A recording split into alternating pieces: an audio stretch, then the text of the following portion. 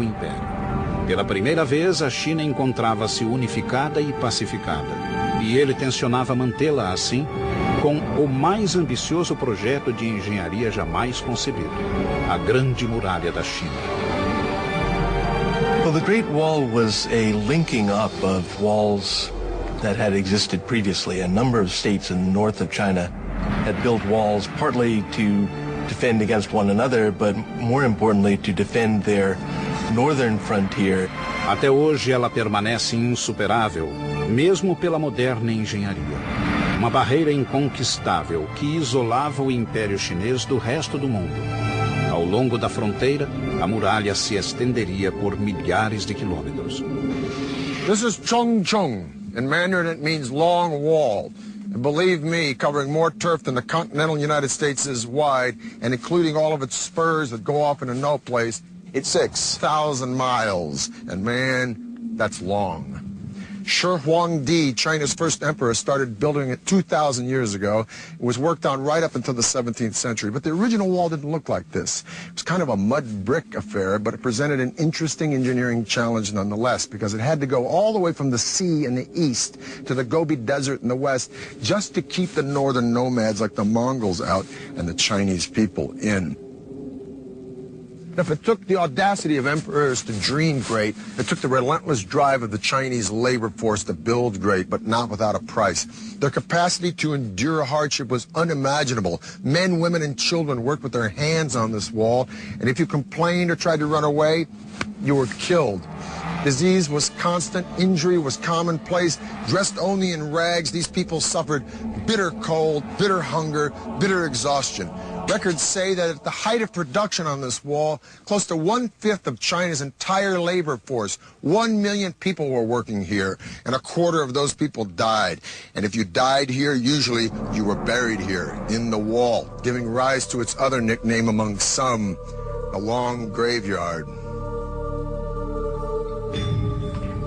Milhões de pessoas quebraram o braço, a perna ou a espinha nessa obra.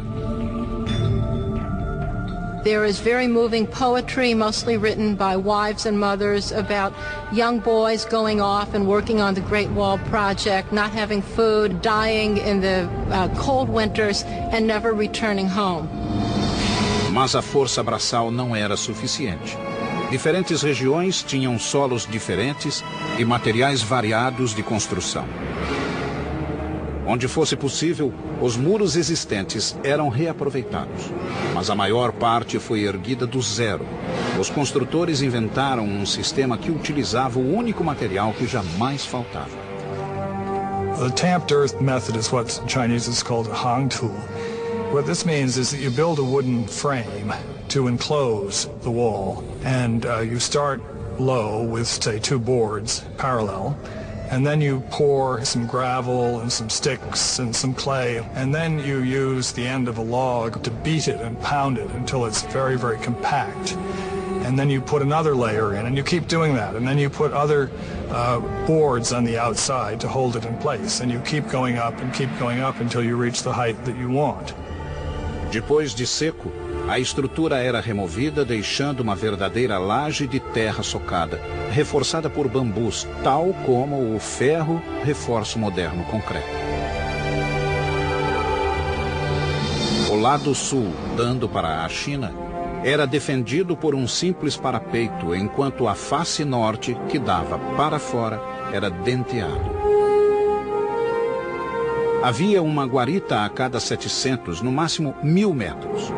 Um caminho calçado corria no alto da muralha para soldados e carroças. Era uma rota eficiente de comunicação para os vigias das guaritas. Mas, como obra de estratégia militar, a muralha funcionava apenas parcialmente. A wall exists to be defended, but in the long run the wall was not very defensible. Nomads could break through it or go around it, bribe their way through it. Mas a Grande Muralha não foi projetada só para afastar os bárbaros. Era também uma linha simbólica, encerrando e isolando os chineses.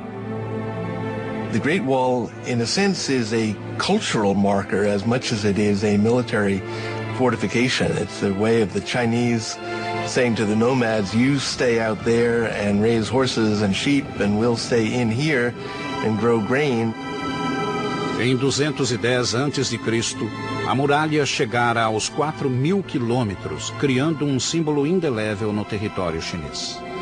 Mas o ressentimento geral contra Shi Huangdi virou ódio. Muitos súditos achavam que a colossal muralha não valia tanta dor e aflição. Mais uma vez, os inimigos tramavam contra ele. Shi Huangdi's final years were marked by what I think is reasonable to call paranoia. But as the old joke says, just because you're paranoid doesn't mean people aren't out to get you. 3 conspirações chegaram muito perto do êxito. Shi Huangdi revidou, transformando a China em prisão virtual do povo. E ordenou que todos os registros de seu regime fossem destruídos. A punição para quem não obedecesse era o trabalho forçado ou a morte. Cerca de 400 pessoas foram enterradas vivas, como lição a quem ousasse reclamar do regime. Quando o filho do imperador objetou, ele também foi banido. A visão de Shi Huangdi transformara a China em um grande império. Mas ele pagou caro, pois terminou louco. Antes, ele voltou às suas obsessões e ordenou que acabassem outro grande monumento que já havia sido iniciado. Um monumento a si mesmo e à morte. Em 220 a.C., o imperador Qin, Shi Huangdi, tinha unificado a China pela primeira vez. Ao norte, milhões labutavam e morriam, assentando as fundações do grande triunfo chinês de engenharia. A Grande Muralha, que alcançava 4.000 quilômetros. Mas o imperador não estava satisfeito. Enquanto guerreava com reinos vizinhos e com os próprios demônios, ele convocou quase 700.000 homens da periferia da capital, na China Central, para construir o mais ambicioso de todos os seus projetos. Um mausoléu que ele próprio começara a planejar desde os 13 anos. This was a monumental project that required the labor of thousands and thousands of people over a very long time. It was, by design, the biggest and best tomb that China had ever known. Em 1974, alguns camponeses, ao cavar um fosso, desenterraram um antigo guerreiro chinês. A misteriosa cabeça de terracota foi o portal de uma das maiores descobertas arqueológicas de toda a nossa história.